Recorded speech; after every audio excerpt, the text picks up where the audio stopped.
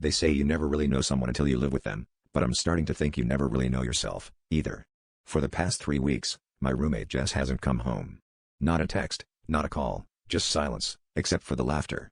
Every night, muffled giggles drift from her locked bedroom. At first, I thought it was just my imagination or a leftover echo from old memories, but it's always at the same time, 2:17 a.m., on the dot. I started recording it, desperate to prove to myself I wasn't losing it, but playback only captured static. I told myself not to worry.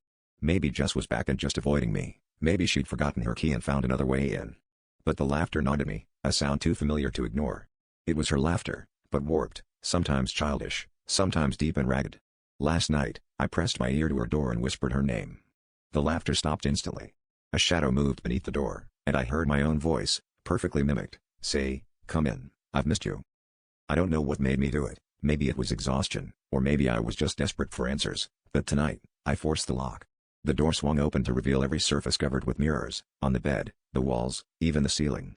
In the center of the room, a pale figure sat cross-legged, back turned to me, hunched and shaking with silent laughter.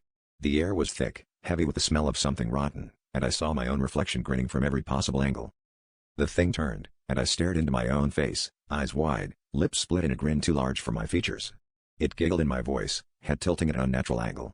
"You finally let me out," it whispered, and suddenly, every mirror warped, my reflection multiplying, laughter erupting from all sides. I tried to flee, but the door had vanished. Now, every night at 2:17 a.m., my laughter echoes from that locked room, waiting for someone else to listen.